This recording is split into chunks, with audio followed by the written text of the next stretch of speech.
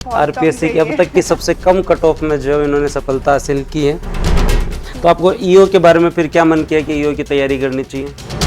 और जीके इतना कम पोस्ट, कम सिलेबस और भयंकर प्रतिस्पर्धा, तो इसके लिए आपने क्या किया? माई लाइफ माई रूल्स जो है वो केवल स्टेटस पे लगाने से नहीं होता है। जॉब के साथ तैयारी कैसे कर सकते हैं? कि लड़कियों के लिए नौकरी लगना क्यों जरूरी है? तो मैंने तो ऐसे ऑफलाइन भी कोई कोचिंग नहीं करी और मैंने सारा कंटेंट ऑनलाइन यूट्यूब के माध्यम से ही पढ़ा है। और उसके माध्यम से आप JORS का इंटरव्यू भी दे रहे हो और जो ईओ में आप सिलेक्शन भी होगा। हाँ सर। तो बताओ आप।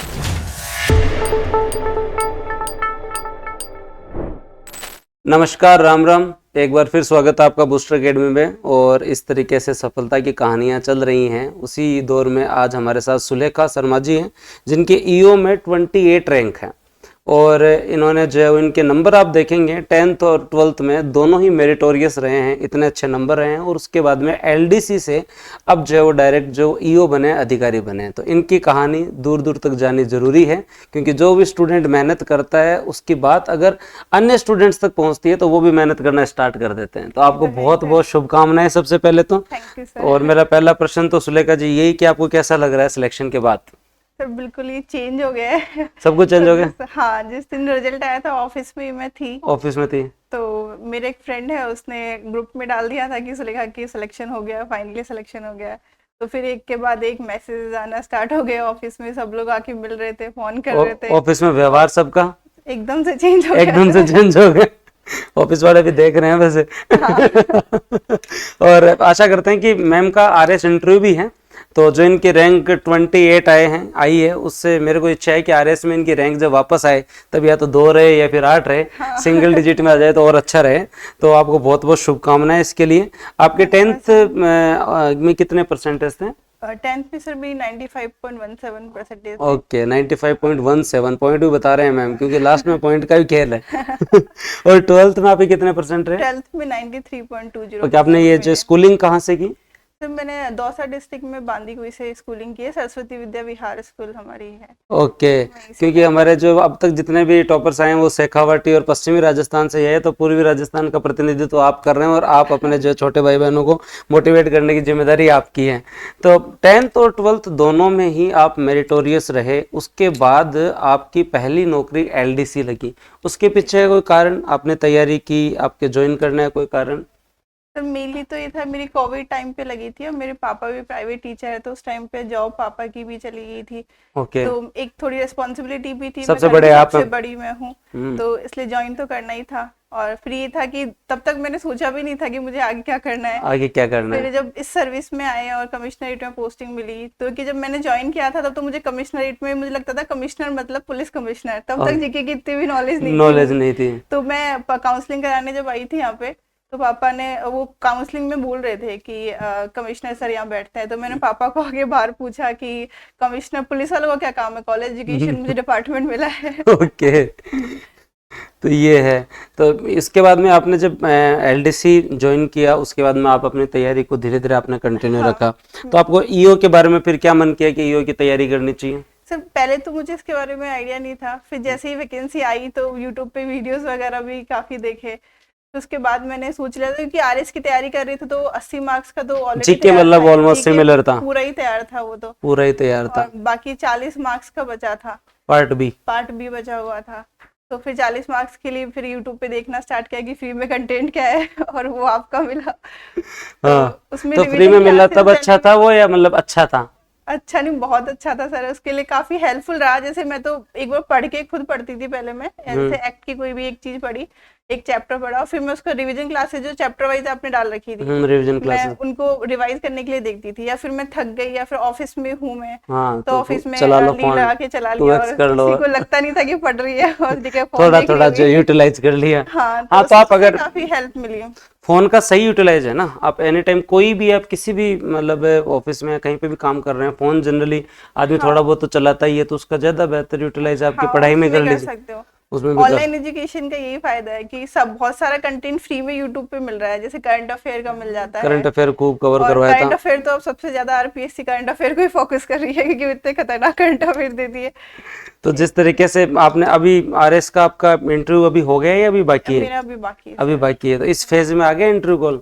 इस फेज में भी नहीं आया मेरा। तो अब लास्ट फेज में आप, तो लास्ट बड़ी है, फेज तो में रिजल्ट का मेरा इंतजार नहीं करना पड़ेगा आपको। हाँ। इंटरव्यू दिया और उसके बाद में रिजल्ट, तो रिजल्ट आने के बाद में मैं सोच रहा हूँ कि जो है वो अगला पॉडकास्ट वापस करना पड़ेगा आपके साथ। ठीक है, तो उसके साथ साथ अब जो है वो तैयारी के दौरान हम जो है वो आपसे महत्वपूर्ण बातें पूछते हैं कि मैम ने जो है वो तैयारी कैसे की, इसके अंदर क्या क्या इन्होंने नवाचार किए, किस तरीके से पढ़ा सारी। अगर कोई स्टूडेंट जनरली जीरो से भी स्टार्ट करें, और वो ग्रामीण क्षेत्र में आज ये कल्चर बन चुका है कि हर गांव में लाइब्रेरी हो गई है, तो आप घर बैठे आराम से पढ़ सकते हो। तो फर्स्ट क्वेश्चन तो यही है कि क्या ऑनलाइन से पॉसिबल है सिलेक्शन? तो मैंने तो ऐसे ऑफलाइन भी कोई कोचिंग नहीं करी, और मैंने सारा कंटेंट ऑनलाइन यूट्यूब के माध्यम से ही पढ़ा है। और उसके माध्यम से आप जेआरएस का इंटरव्यू भी दे रहे हो और जो ईओ में आप सिलेक्शन भी होगा। हाँ सर। तो बताओ अब, तो पहला ये बहुत बड़ा मैसेज है कि आप में अगर कमिटमेंट है, आप अगर निरंतरता रखते हैं और अगर आप में चाव है मुझे पढ़ना है, तो आप ढूंढ सकते हैं अपने लायक सारी चीजें आप ढूंढ सकते हैं। और आज के टाइम में राइट टू एजुकेशन अगर सही मायने में देखें तो यूट्यूब ने जो है उसे, और सबसे बड़ा फायदा सर कोविड की वजह से, कोविड की वजह से ये रेवोल्यूशन हुआ ये एजुकेशन सिस्टम में, और ये बहुत अच्छा रहा। उसके बाद में अगर हम लोग बात करें तो आपने पहले जो है वो जब आप जीके की तैयारी कर रहे थे तो पार्ट बी तो एक टाइम के बाद में सबके लिए ही, क्योंकि वो तो लाखों व्यूज थे उन वीडियोस पे, तो सबके लिए ऑलमोस्ट बराबर हो गया था। मेरे को बहुत सारे ऐसे स्टूडेंट भी है जिनका सिलेक्शन नहीं हुआ, फिर भी पार्ट बी में 38 नंबर। मेन मुद्दा फिर आ जाता है जीके का, और जीके इतना कम पोस्ट, कम सिलेबस और भयंकर प्रतिस्पर्धा। तो इसके लिए आपने क्या किया? सर मैंने तो जैसे पहले तो मैंने क्योंकि मैं साइंस की थी, मुझे आइडिया ही नहीं था बिल्कुल भी कैसे पढ़ना है। मैंने नोट्स लिए अपने फ्रेंड्स जो कोचिंग कर रहे थे, उनके पढ़ के एक बार बेस बनाया कि मुझे समझ में तो आए कि जीके में होता क्या है। फिर उसका जब वो हो गया, उसके बाद मैंने नोट्स को अपडेट करने के लिए वाली बुक आती है, हाँ, बुक आती है राजस्थान की, तो उसमें जो भी क्वेश्चन प्रीवियस ईयर क्वेश्चंस की वो है, उसमें सारे क्वेश्चंस निकाले मैंने, और जो मुझे नहीं आ रहा था वो मैंने साथ के साथ ही मेरे नोट्स में अपडेट कर लिए, ये काम ताकि लास्ट टाइम पे पढ़ने की जरूरत ना पड़े। लास्ट टाइम में आपको जो बुक पढ़ने की जरूरत ही नहीं पड़ा, वैल्यू एडिशन नोट्स में ही आप लोगों ने जो वो कर लिया। ये आपने बहुत ही बढ़िया काम किया। जैसे मेरे नोट्स पे प्रिंट भी ऐसे निकलवाए थे, वन साइडेड, एक साइड खाली और एक साइड नोट्स, ताकि वैल्यू एडिशन के लिए जगह रहे, ताकि वो उसी में आपको ऐड करना हो, साथ साथ ही कर लो। या फिर जैसे यूट्यूब पे कोई क्लियर विजन क्लासेस देगी और लगा कि ये अपने नोट्स में नहीं है, तो साथ में नोट्स में ऐड कर लिया। ओके, ये आपने अच्छा किया। उसके साथ साथ अगर हम बात करें तो रिवीजन का क्या पैटर्न रहता था आपका? सर रिवीजन का तो मैं हर दिन का शेड्यूल डिसाइड करती थी, और फिर लास्ट टाइम पे जैसे, क्योंकि मेरे को क्या एक बार में मैं 3 बार पढ़ती हूँ, एक बार मैं उसको बोल के पढ़ती हूँ, फिर उसको कीवर्ड्स में लिखती हूँ, फिर वापस एक बार रिवाइज करती हूँ, तो एक बार में 3 बार हो जाता है।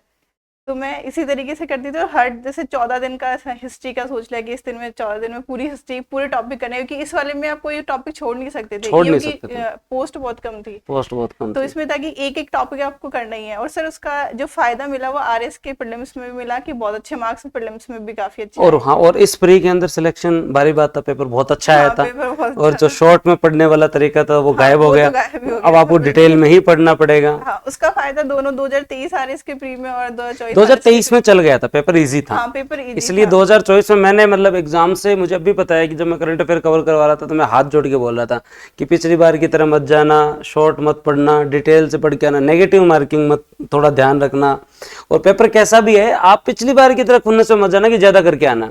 हाँ। और लोग जो पिछली बार की खुन्नस में गए थे कि ज्यादा करके आने, उनके प्री क्लियर नहीं हुआ। हाँ, जितने ज्यादा अटेम्प्ट नहीं करने थे उसमें, क्योंकि मेरे भी इस बार 96 मार्क्स आए थे, अच्छे नंबर थे। हाँ, लेकिन ये था कि जितने पिछली बार अटेम्प्ट करे थे उससे तो बहुत कम ही करने, कि अब इतना नेगेटिव में नहीं जाना, जब आ ही नहीं रहा तो फिर नेगेटिव क्यों करना। और यही है कॉम्पिटिटिव एग्जाम में आपको जो है ना, और उस एग्जाम में तो आपको क्वालिफाई करना था, तो आपको बहुत ज्यादा रिस्क लेने की जरूरत नहीं थी। और ये प्री बहुत सारे लोगों के लिए चुनौतीपूर्ण रहा, जिसमें आपने प्री भी, और वैसे तो आपने जिसमें आप इंटरव्यू दे रहे हो वो मेंस भी लोगों के लिए चुनौतीपूर्ण रहा है। 262 नंबर की कट ऑफ, और वो अपने आप में एक ईगो हर्ट करने वाली कट ऑफ थी। आरपीएससी की अब तक की सबसे कम कट ऑफ में जो इन्होंने सफलता हासिल की है। तो उसके अलावा आप जॉब के साथ आपने तैयारी को कंटिन्यू रखा, जॉब के साथ तैयारी कैसे कर सकते हैं? तो जैसे स्टार्टिंग में मेरी थोड़ी जल्दी जॉब लग गई थी, बीएससी थर्ड ईयर में मेरे एग्जाम्स भी बचे हुए थे। पहले तो मैंने एग्जाम्स दिए, उसके बाद 2 साल मैंने 20 बनाने के लिए लिया, क्योंकि जॉब के साथ टाइम बहुत कम मिलता है, सैटरडे संडे मिलता है, या फिर आप जॉब से आके तो मुझे लगता है 3 घंटे मैक्सिमम पढ़ते हो, उससे ज़्यादा तो नहीं पढ़ पाते हो। तो पहले तो 20 बनाया, फिर 2022 के बाद में ईयू की वैकेंसी आई थी, तो फिर मैंने प्रॉपर विदाउट पेमेंट लिया था। छुट्टी ले लेनी चाहिए। हाँ, छुट्टी लेनी ही चाहिए, और निवेदन कर लेना चाहिए अपने हायर अथॉरिटी से कि सर हमें छुट्टी दे ही दो। हाँ, ये तो आपको लेनी चाहिए। वो आप प्रॉपर ध्यान रख सकते हो कि किस तरीके से ज्वाइन करना होता है बीच में, वो प्रॉपर हाँ सूचना दे दीजिए आप प्रॉपर तरीके से कि उसके, क्योंकि वहाँ पे फिर मेंटल प्रेशर होता है ना कि वहाँ से नोटिस मिल रहे हैं, वो एक अलग टेंशन होती है। आप प्रॉपर तरीके से छुट्टी लेके टाइम से आप ईओएल ले लीजिए, पीएल है जो भी है आपके पास छुट्टियां हैं वो आप ईओएल लेना बेस्ट है। ईओएल बेस्ट है। मैंने भी मतलब जब मैं ग्राम सेवक था खुद, तो जब मैंने मेरी आरएस की तैयारी की तो मैं छुट्टियों पे रहा ऑलमोस्ट, तो वो मतलब फायदे में रहता है आदमी। तो क्या एक टेंशन फ्री रहते हो आप, और ज्यादा छुट्टियां तो नहीं बोलूंगा मैं, लेकिन एग्जाम से जस्ट 2-3 महीने पहले तो ले लीजिए, 3 महीने पहले आप ले लीजिए, क्योंकि वो बहुत इंपॉर्टेंट टाइम, क्रूशियल टाइम होता है। बाकी आप शांति काल में जितना भी आपको पढ़ना है वो 4-5 घंटे आप हाँ जितना मॉर्निंग में पढ़ते थे, इवनिंग में? सर मैं सुबह मतलब 8 बजे से मेरा शेड्यूल स्टार्ट, जब मैं घर पे रहती थी। नहीं, जब ऑफिस जाते थे तब आप कैसे, मतलब किस टाइम पढ़ते थे? तब मैं सर रात को ही पढ़ते थे। तो ये दोनों ही बेहतरीन तरीके हैं। मैं आपको यही कहना चाहूँगा कि अगर आप ऑफिस के साथ पढ़ रहे हैं, बहुत सारे लोग सरकारी नौकरी में हैं, बहुत सारे लोग प्राइवेट नौकरी में हैं, उसके साथ साथ एक्स सर्विसमैन भी वीडियो देख रहे होंगे, तो मैं उनको ये कहूँगा कि आप सुबह शाम की एक अच्छी शिफ्ट निकाल लीजिए 4 से 5 घंटे की, और एक को फिर आप बोनस मान लीजिए, जिस दिन निकल गई उस दिन बढ़िया है, नहीं निकली तो कोई बात नहीं, पर 4 घंटे जो लोग बहुत जल्दी उठते हैं, 4:30-5 बजे उठते हैं, वो सुबह 9 बजे तक अपना कर लीजिए। अगर नहीं उठते हो तो फिर बाद में आप इवनिंग के अपने स्लॉट कर लीजिए। हाँ, इवनिंग जो भी आपको एक बेटर लगे, क्योंकि आप दोनों टाइम तो आप दे नहीं सकते, क्योंकि ऑफिस में भी थक जाते हो, टाइम भी 9:30 से 6 का बहुत लंबा टाइम होता है। फिर सैटरडे संडे आपको मिलता है। सैटरडे संडे तो फिर आपके लिए फ्लैगशिप होना चाहिए। हाँ, सैटरडे संडे आप पूरा यूटिलाइज करो। 8-10 घंटे तो लगाते थे आप। हाँ, इतना तो लगता है। हाँ, तो ये है कि आप सैटरडे संडे को यूटिलाइज कीजिए अगर आप जॉब के साथ तैयारी चाहते हो, और दिन जो है आप बढ़िया तरीके से 4-5 घंटे लगाइए, और एग्जाम से 3-1 महीने पहले आप छुट्टी ले लीजिए। अगर आपको पूरा विश्वास है, आप तैयारी कर रहे हैं, तो इतना था तो आपको रिस्क लेना ही पड़ेगा। तो लेना ही पड़ता है। रिस्क क्या है, 3 महीने की अब जो है वो तनख्वाह नहीं आएगी तो क्या है, हाँ इतना तो आपको मिल जाती है, तो वो तो सारी चीजें, वो फिर सब कुछ आगे कंपनसेट हो जाता है। हाँ, सारी चीजें कंपनसेट। ये आपने जो इसके साथ साथ आप जो गर्ल्स आपको देख रही हैं आज, आप कितने, डेट ऑफ बर्थ क्या आपकी? सर 13 दिसंबर 2000। तो आपने जो है वो 25 साल लगभग जो हुए हैं, उसमें आप जो ईओ अधिकारी बने हैं, दूसरी नौकरी है आपकी, लगातार आप पढ़ रहे हैं, सामान्य एक पारिवारिक पृष्ठभूमि से हैं, परिवार के साथ भी आपने सामंजस्य रखा है, छोटे भाई बहन आपके पढ़ ही रहे हैं साथ में, तो एक गर्ल्स के रूप में आप इनको ये भी बताएं कि लड़कियों के लिए नौकरी लगना क्यों जरूरी है? एक तो आपको फ्रीडम काफी मिलती है, कि आप इंडिपेंडेंट होते हो, हर चीज में आपको पैसे मांगने की जरूरत नहीं है, फाइनेंशियल सपोर्ट भी फाइनेंशियली, और एक रेपुटेशन अलग ही हो जाती है। एक रेपुटेशन अलग होती है कि आप पढ़ाई, जैसे मेरी 19 साल की एज में लगी थी मेरी पहली जॉब, तो ये था कि पहली बार में अपने आप को प्रूव करके दिखा दिया कि पहली बार नौकरी तो लग सकते हैं, बाकी हमें बड़ा करना है, तो हम फिर कंटिन्यूअसली एफर्ट्स कर रहे हैं उसके लिए भी। तो जैसे मेरा पिछली बार भी ईयू में सिलेक्शन हुआ था, डीवी मेरा कॉल हुआ था, लेकिन फिर वो कैंसिल हो गई थी, तो वो थोड़ा टिपिकल टाइम था। वो तो बहुत भारी टाइम था, ये कैसे कैंसिल हो गई हुआ, लेकिन फिर तुरंत ही डेट भी आ गई थी। हाँ, तो मैं क्या बीएड, मैंने सारे अपने रास्ते खुले रखने चाहिए थे, मैंने बीएड भी किया डिस्टेंस एजुकेशन से कश्मीर से। मतलब आपने ऑप्शन बी नहीं, बी सी डी ई कई ले रखे आपने। अगर बाई चांस आरएस, क्योंकि मेरा मेन टारगेट आरएस था, और मुझे लगा आरएस नहीं होगा तो मैं एक टीचर वाली लाइन में मैं जाऊँ, तो फिर मैंने कश्मीर में मेरे नवंबर में एग्जाम्स थे, तो उस टाइम पे मैंने पार्ट भी आपका पढ़ा हुआ ही था, वो पहले वाला वापस सब एग्जाम की डेट आई, तो उस टाइम पे मैंने रिवीजन क्लासेस से पार्ट भी कर लिया था, जब मैं बीएड के एग्जाम देने गई थी। फिर वापस जब आई तो फिर मैंने जनवरी से विदाउट पेमेंट लेना स्टार्ट कर दिया, क्योंकि प्री भी था 2 फरवरी को, फिर 23 मार्च को इसका एग्जाम। मैंने सब कहा था, या तो जो है वो ध्यान देना दोनों भर्तियों पर हाँ, दोनों में ध्यान देना जरूरी था, प्री भी पास करना जरूरी था, ये था। हाँ, उसके बाद आपने प्री के जस्ट बाद में आपने मेंस और ये दोनों एक साथ मैनेज किए, और ये भी अपने आप में चैलेंजिंग था। तो लड़कियों के लिए जरूरी है कि वो एक तरीके से स्वावलंबी भी बनेंगे, आत्मसम्मान भी, और समाज के अंदर एक महिला के सिलेक्शन से जो समाज में और ज़्यादा प्रभाव जाता है, गर्ल्स में जाता ही है। एक पढ़ी लिखी महिला आगे जाके एक परिवार को और ज़्यादा आगे जो मोटिवेट करती हैं, आगे जो और रास्ते खुलते हैं पढ़ाई के, इसलिए ये भी ज़रूरी है। और गर्ल्स के लिए मेरा ये मानना है कि आपको जो समय दिया जाता है परिवार की तरफ से, और मैं हर परिवार इतना ज़्यादा समय दे भी नहीं सकता, लेकिन फिर भी 25, 26, 27 के एज तक आजकल गर्ल्स को टाइम दिया जा रहा है बहुत प्रॉपर तरीके, नॉर्मल टाइम सब, हाँ 27 के लिए 27 तक टाइम दिया जा रहा है, तो उस समय को यूटिलाइज कीजिए। और ऐसा होना चाहिए कि मेरे को सिलेक्शन लेना है। हाँ, जैसे मैं जब विदाउट पेमेंट लेती थी तो बोलते इतना विदाउट पेमेंट यूएल छुट्टियां तो कर लेगी, उनको मैं कर लूंगी। मम्मी पापा को तो खैर शुरू से ही विश्वास था, क्योंकि मेरी शुरू से ही अच्छा नहीं, डाउट तो था ही नहीं। 95 10th में, 12th में 93 पे डाउट तो कुछ था ही नहीं। हाँ, डाउट कुछ था ही नहीं। डाउट तो कुछ था ही नहीं। और हर नौकरी अपने आप में अच्छी होती है, और मेरा ये मानना है कि अगर कोई जॉब आपके पास होती है तो उससे कॉन्फिडेंस आता है। हाँ, क्योंकि सर जैसे आरएस में भी अपन देखते हैं मोस्टली वही बच्चे होते हैं जिनकी ऑलरेडी जॉब होती है, सेलेक्ट वही होते हैं, चाहे जॉब कर रहे होते हैं फिर भी सेलेक्ट वही होते हैं। तो जॉब इसलिए जरूरी है कि एक आपके पास जो वो सिक्योरिटी भी है, उसके साथ साथ आप में आत्मविश्वास रहता है, डर नहीं लगता फिर किसी भी चीज में। कि अगर नहीं हुआ तो भी हाँ, परीक्षा दुश्चिंता से दूर रहते हो आप। हाँ, ये है। उसके साथ साथ आपने बहुत सारी अच्छी चीजें बताई, उसके साथ साथ अब आप ये भी बताइए कि ऑनलाइन में बूस्टर एकेडमी का योगदान जो धीरे धीरे गांव-गांव तक पहुंच रहा है, क्या आप नियर बाय सुनते हैं क्या? हाँ सर, बिल्कुल। अभी तो सर जैसे करंट अफेयर के लिए तो स्पेशली कपिल सर का बेस्ट है। हाँ, ठीक है। क्योंकि अभी जैसे आरपीएससी हिसाब से पेपर बना रही है, सबसे टिपिकल पोर्शन वो करंट अफेयर का ही देने लगती है। हम भी पूरे दिन प्रयास करते हैं, अब फिर भी मतलब आरपीएससी हमसे ज्यादा प्रयास कर रही है। वो उसका तो सर कुछ नहीं कह सकते, लेकिन फिर बहुत टिपिकल आता है। तो जैसे ईयू में कुछ क्वेश्चंस आए थे, फिर कट ऑफ कम चली जाती है उतना। हाँ, तो उसका फर्क नहीं पड़ता, वो 2-3 क्वेश्चन से। हाँ, उनसे तो कोई फर्क पड़ता भी नहीं है सर। लेकिन ऑनलाइन की वजह से ये है कि बच्चा गांव में बैठा पढ़ पा रहा है, उससे कोई चाहे वो गांव में हो, चाहे वो कोचिंग शहर में हो, चाहे कहीं पे भी कोचिंग नहीं जा सकता, तो वो मतलब कर सकता है। टाइम भी बचता है सर। अब जैसे आने जाने का टाइम बचता है, रहने का खर्चा बचता है, बहुत कन्वीनियंट हो गया ऑनलाइन कोचिंग। हाँ, ये तो है ही। मैंने जब इंटरव्यू का जब सेमिनार था इस बार आप वाले इंटरव्यू का, तो उस समय सेमिनार में ऑलमोस्ट 150 बच्चे आए थे। मैं प्री के जस्ट बाद में सेमिनार रखा था। हाँ, आप आते रहे थे। तो मैंने उस समय एक क्वेश्चन पूछा था कि कौन से हैं जो पहली बार जयपुर पढ़ने के लिए आए हैं, तो वहां पे 50 लोगों के हाथ इसलिए भी खड़े थे कि सर जो पढ़ाई पूरी ऑनलाइन की है, इंटरव्यू के लिए जयपुर आए। तो हाँ सर, मैंने भी जैसे सारी पढ़ाई ऑनलाइन ही करी है, और यूट्यूब के माध्यम से जो बढ़िया मैंने बूस्टर में मैंने इंटरव्यू भी दिए, मॉक इंटरव्यूज भी। हाँ, तो वो तो आज के टाइम में, और ऑनलाइन में मल्टीपल सोर्सेज रखने चाहिए बच्चे को। तैयारी करते समय भी आप एक संस्था से पढ़िए, उसके साथ साथ आपको जो जो वैल्यू एडिशन करनी है वो आप जो है वो बढ़िया तरीके से करते रहिए। हाँ, ये तो वैल्यू एडिशन तो करना ही चाहिए। वैल्यू एडिशन करनी चाहिए कि हाँ ये है, तो आप नोट्स में तुरंत ही ऐड कर लीजिए। जिस टाइम पे आपको लगा कि एक्स्ट्रा चीजें पढ़िए, तो साथ में आपकी तरह तो एक पन्ना खाली रखना चाहिए। हाँ, एक पन्ना खाली रखना चाहिए। बहुत अच्छी चीजें बताई आपने। और उसके साथ परिवार में जिन लोगों को आप जो है वो योगदान के लिए विशेष बोलना चाहते हैं? सर, मेरे पेरेंट्स, क्योंकि मुझे कभी ऐसे कोई प्रेशर फील नहीं हुआ। कभी भी लड़कियों के लिए कई बार बोल देते कि शादी करो, वो करो, तो वो करना, जब तक तुझे पढ़ना है तब तक तो पढ़ो। वो प्रेशर मेरे ऊपर बिल्कुल ही नहीं था। और माता जी ने? और मम्मी का तो पूरा ही सपोर्ट है, क्योंकि मुझे घर का काम बिल्कुल नहीं आता है। तो पूरा उन्होंने हेल्प किया, सब कुछ हेल्प करा। तो जॉब के साथ में, क्योंकि सारे काम घर से मम्मी कर देती थी। जयपुर में मेरी पोस्टिंग रही थी, तो मुझे घर की कोई टेंशन नहीं थी, और बस पढ़ाई करना है और ऑफिस जाना है, बस दो ही काम थे। तो फिर परिवार का सहयोग जरूरी है। रहता है। हाँ। और उसके अलावा सर, मेरा छोटा भाई जब मैं पढ़ती थी तो वो बीच में जूस बना के देता था, कभी चाय बना के। तो वो भी चाहिए, क्रेडिट जाना चाहिए। देखो, अब हाँ। सबसे पहले आपकी नौकरी लगते ही पहले जो तनख्वाह है ना ईओ की, तो उसको बढ़िया से शॉपिंग करवाना आप। हाँ, वो यही बोलता है सर वो। तो और क्या बोले, तो छोटे भाई बहन को तो शॉपिंग ही चाहिए, तो ये बहुत सही है। और वो एक है ना, मतलब छोटे भाई बहन और ये परिवार का एक अच्छा माहौल होता है ना, तो उससे आप डिमोटिवेट नहीं होते।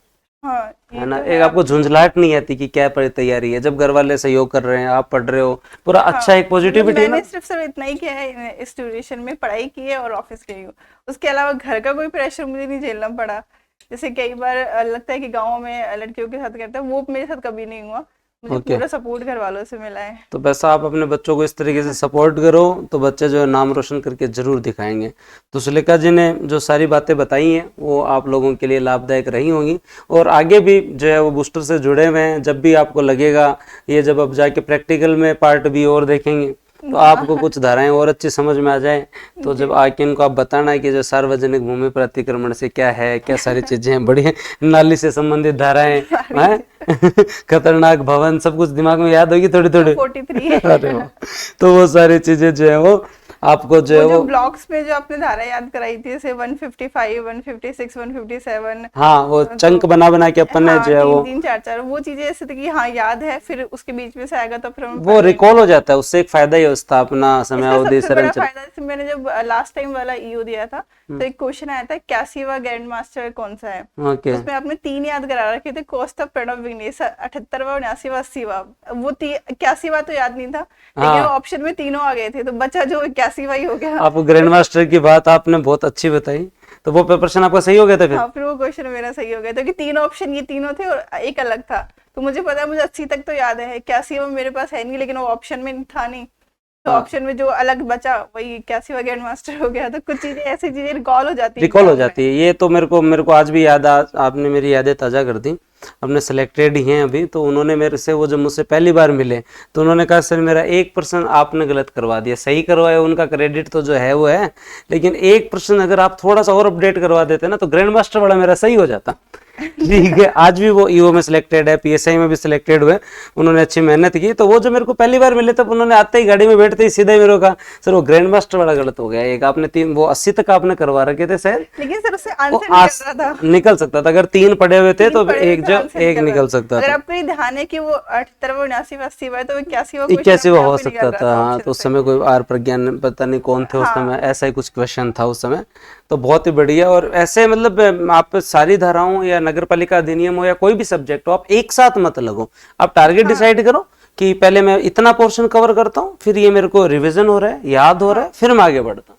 हाँ, ये तो है कि आपको, क्योंकि नगर पालिका एक्ट जैसे वापस वैकेंसी आ रही है वो छोटा है, तो अब जीएस मेनली स्कोरिंग जीएस है, क्योंकि पार्ट बी में आपका हो जाएगा, आपने एक बार पढ़ लिया तो आप थोड़ा थोड़ा रिवाइज करते रहो, रिवीजन करते रहो बढ़िया तरीके से। लेकिन जीएस वाला जो पोर्शन है उसी जिसको बहुत डेप्थ से पढ़ना पड़ेगा, क्योंकि आरएस प्री और इसमें दोनों में अंतर है। आरएस प्री में हम क्वालिफाई के लिए पढ़ते हैं, हम 4 चीज छोड़ सकते हैं। हाँ, जैसे मैं हमेशा इंडियन हिस्ट्री छोड़ के जाती हूँ, मुझे इंडियन हिस्ट्री बहुत टिपिकल लगती है, लेकिन यहाँ नहीं छोड़ सकते, यहाँ आप एक भी टॉपिक नहीं छोड़ सकते। इसलिए हमने तो जो है वो आपके रिजल्ट से पहले दिन ही, मैंने ऐसा नहीं मेरे को पता था कुछ, रिजल्ट से पहले दिन ही मैंने ईओआरओ का जो है वो फाउंडेशन बैच स्टार्ट कर दिया था।